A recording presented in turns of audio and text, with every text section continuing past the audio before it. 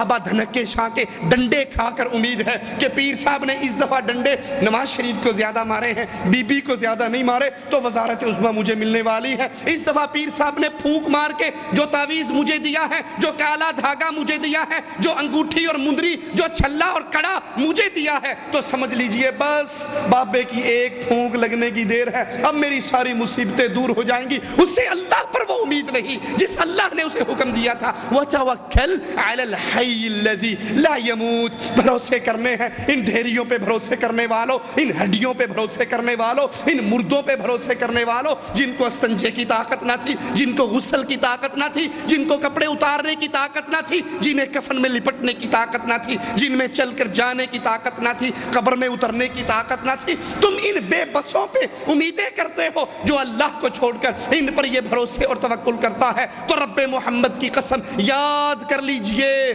یاد کر لیجئے، وہ افطاری سے پہلے مرے، وہ افطاری کے بعد میں مرے، وہ سحری کھا کے مرے، وہ حالت سیام میں مرے، وہ بیت اللہ میں مرے، اگر اس کے عقیدے میں شرک ہے، رب محمد کی قسم اس کی کوئی محنت، اس کی کوئی عبادت، اس کی کوئی چیز اللہ کے دربار میں قوت نہیں پائے گی،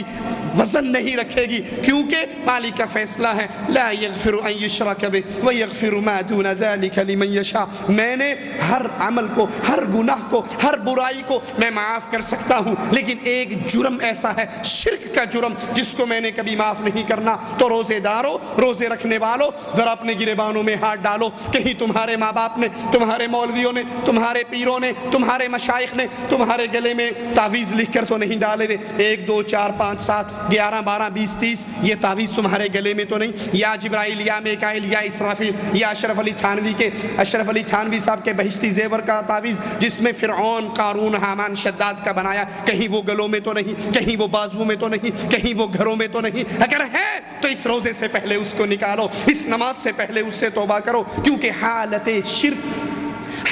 شرک ایسی منحوس حالت ہے، اس میں اللہ کے دربار میں کوئی عبادت بھی اوپر نہیں چڑھتی۔ اور جب انسان موحد بن جاتا ہے، جب انسان موحد بن جاتا ہے، اس کی قیمت اتنی بڑھ جاتی ہے۔ امام الانبیاء، امام اعظم محمد رسول اللہ صلی اللہ علیہ وسلم فرماتے ہیں، حشر کا میدان ہوگا، ایک شخص کو لایا جائے گا جس کے گناہوں کے پلڑے میں جہاں تک اس کی نظر جائے گی گناہوں کے رجسٹر بھرے ہوں گے، 70 رجسٹر ہوں گے، ایک رجسٹر کی لمبائی اس کی حد نگاہ تک ہوگی، اور وہ انسان اللہ سے کہے گا، اللہ میں مارا گیا، آج تو میرے بہت گناہ میرے نامہ اعمال کے پلڑے میں رکھے ہوئے، مالک کہے گا تیرے ساتھ زیادتی نہیں ہوگی، وہ کہے گا میں جانتا ہوں نیکیوں کا پلڑا خالی ہے، گناہوں کا پلڑا 70 رجسٹروں سے بھرا ہوا ہے، میں آج برباد ہو گیا۔ ایک پرچی نکلے گی، ایک چٹ نکلے گی، ایک چھوٹا سا بطاقہ نکلے گا جس پہ لکھا ہوا ہوگا لا الہ الا اللہ۔ اس کی گردن کٹ جایا کرتی تھی لیکن درگاہوں پہ نہیں جھکتی تھی۔ یہ سبز جھنڈے کو دیکھے، یہ کالی جھنڈی کو دیکھے، یہ عباس کے پنجے کو دیکھے، یہ محرم کی دلدل کو دیکھے، نہ یہ گھوڑوں کے نیچے جھکتا تھا، نہ یہ درگاہوں پہ جھکتا تھا، نہ یہ قبروں پہ جھکتا تھا۔ یہ کسی طاغوت کو دیکھے، کسی پیر کو دیکھے، کسی مجذوب کو دیکھے،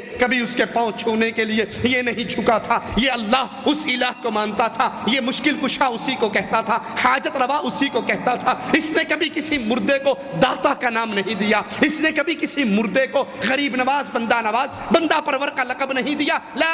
الہ الا اللہ، یہ وہ بندہ تھا، اس کے گناہ تو بہت زیادہ ہیں لیکن اس کی نیکیوں میں ایک بڑی عظیم نیکی ہے، اس نے شرک نہیں کیا، نہ ذات میں شرک کرتا، نہ صفات میں شرک کرتا، نہ عبادت میں شرک کرتا۔ فرشتوں، میرے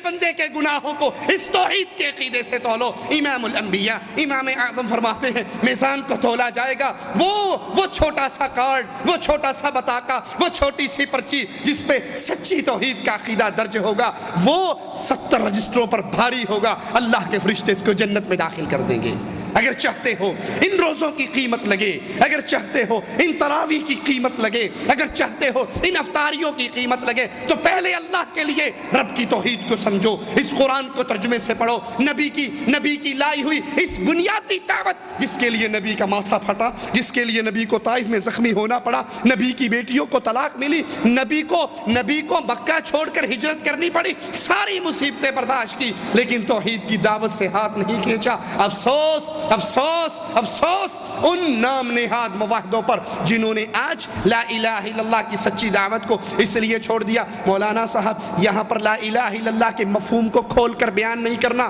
کیونکہ یہ الیکشن کا جلسہ ہے، یہ جمہوریت کا جلسہ ہے۔ ہمارے اس الیکشن میں سارے آئے ہوئے ہیں، ہم ایم این اے اور ایم پی اے کی سیٹ پہ کھڑے ہیں، ہم نے ووٹ لینے ہیں۔ اگر آپ نے کہہ دیا لا الہ الا اللہ کا مطلب یہ ہے اللہ کے علاوہ مشکل کشا کوئی نہیں، حاجت روا کوئی نہیں، غوث اعظم کوئی نہیں، بگڑی بنانے والا کوئی نہیں، بری کرنے والا نہیں، اگر آپ نے یہ کہہ دیا تو سارے لوگ بھاگ جائیں گے، ہمیں ووٹ کوئی نہیں دے گا۔ آج دعوت توحید کو ووٹ کی وجہ سے چھوڑ دو۔ کوئی کہتے ہیں جی آپ کی باتیں تو ٹھیک ہے لیکن دیکھو نا ہم نے امت میں جوڑ پیدا کرنا ہے، امت میں توڑ پیدا نہیں کرنا۔ جوڑ پیدا کرنے کے لیے ضروری ہے کہ توحید کی دعوت کو رہنے دو، ان کو نماز کی دعوت دو، ان کو چلے کی دعوت دو، ان کو جماعت کے ساتھ نکلنے کی دعوت دو، لیکن لا الہ الا اللہ کی کھری دعوت، لا الہ الا اللہ کا ترجمہ جس کو ابو جہل نے تو سمجھا تھا، آج کے مولوی نے نہیں سمجھا۔ ابو جہل کی پارٹی نے لا الہ الا اللہ کی آواز قولوا لا الہ الا اللہ کی بات کو سن کر کہا تھا اجعل الالہۃ الہا واحدا،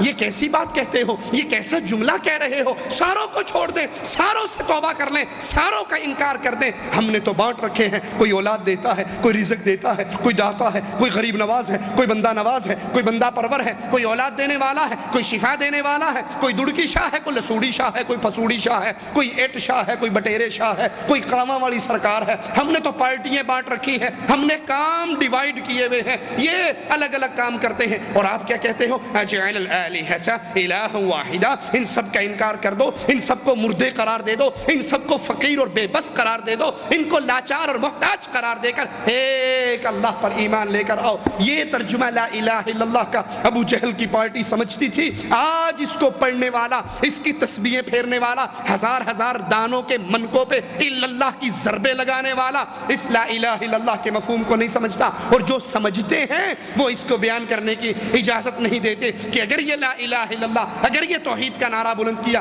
تو ہمیں ووٹ نہیں ملے گا، اگر یہ توحید کا نعرہ بلند ہوا تو امت میں جوڑ نہیں توڑ پیدا ہو جائے گا۔ میں کہتا ہوں امت کو، امت کے جوڑ کا غم کرنے والوں، امت کو جوڑو لیکن تھوک سے نہ جوڑو، ایلفی سے جوڑو۔ اگر تم شرک پہ جوڑو گے یہ امت کبھی نہیں جڑے گی، اور اگر اسے لا الہ الا اللہ پر جوڑو گے اس امت میں توڑ کبھی نہیں ہو سکتا۔ یہ لا الہ الا اللہ کی بنیاد پہ ایسے جڑے گی۔ عبد الرحمن ابن عوف اپنے انصاری بھائی کے گھر آتے ہیں، انصاری بھائی کہتا ہے تو میرا لا الہ الا اللہ کی بنیاد پہ بھائی بنا ہے، اب دیکھ بھائی قربانی کیا دے رہا ہے، یہ میرا مال ہے، اس کو ڈیوائیڈ کر لے، آدھا کر لے، آدھا تو لے جا، آدھا مجھے دے دے، میری دو بیویے ہیں، تو دونوں کو دیکھ لے، جو تجھے بھلی لگے میں اس کو ڈائیورس کر دوں گا، میں اس کو طلاق دے دوں گا، وہ اپنی عدت جب پوری کر لے گی اے بھائی تو اس سے نکاح کر لینا، کیونکہ تیری اور میری بھائی بندی لا الہ الا اللہ کی بنیاد پہ ہوئی ہے۔ لوگوں امت کو جوڑو لا الہ الا اللہ کی بنیاد پہ،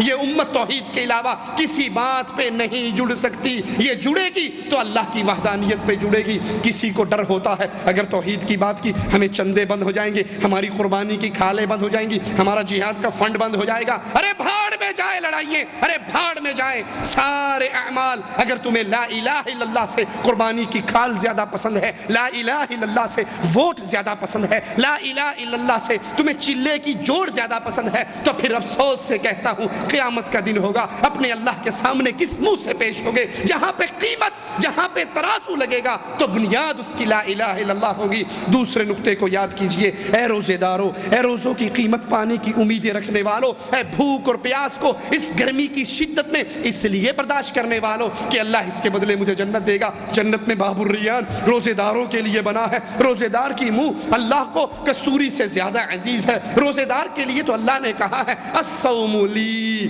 میرے فرشتوں میرے بندے کے ہر عمل کا بدلہ لکھ لو، لیکن الصوم لی، اس نے روزہ تو میرے لیے رکھا ہے، اس کا بدلہ میں خود اپنے بندے کو دوں گا۔ روزے دار کو دو خوشیاں ملتی ہیں، ایک افطاری کے وقت اور ایک اللہ کی ملاقات کے وقت ملے گی۔ اللہ اللہ تجھ سے تیری رحمت کا واسطہ کر کے سوال کرتے ہیں، مالک ہمارے گناہوں کو نہ دیکھنا، اپنی رحمت سے ہمارے ان روزوں کو قبول کر لینا۔ اگر روزے قبول کروانا چاہتے ہو دوسری بڑی شرط کی طرف آئیے۔ دوسری شرط کیا ہے کہ آپ نے امام اعظم امام الانبیاء محمد الرسول اللہ صلی اللہ علیہ وسلم کو اپنے دل میں، اپنی زندگی میں، اپنے اعمال میں کیا مقام دیا ہے؟ کیا صرف نبی کا نام آئے اور انگوٹھے چوم کے آپ سائڈ پہ ہو جاتے ہو، یا آپ کی نماز محمدی ہے، آپ کا روزہ محمدی ہے، آپ کا حج محمدی ہے، آپ کا جہاد محمدی ہے، آپ کا صدقہ محمدی ہے،